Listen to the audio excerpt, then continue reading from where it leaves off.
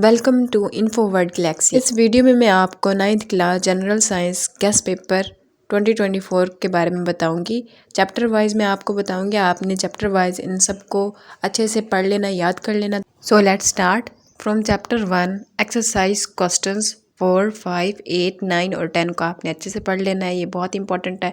Chapter 2 से basic elements of life, allotropy, organic chemistry, carbon dioxide, exercise question 3, 4 and 6। Chapter 3 से metabolism, enzymes, blood and it's functions, antibiotic, exercise questions 4, 6, 8, 9 and 12 ये आपने अच्छे से पढ़ लेना है। Chapter 4 food and its major components of vitamins, different stages in human life, exercise and health, first aid, इन सारे टॉपिक्स को आपने अच्छे से पढ़ लेना है। और एक्सरसाइज के question number 4 and question number 10 को भी अच्छे से पढ़ लेना है। Chapter 5 disease caused by germ, protection from germs, smoking effects, in topics को आपने अच्छे से पढ़ लेना है फ्रॉम चैप्टर 5।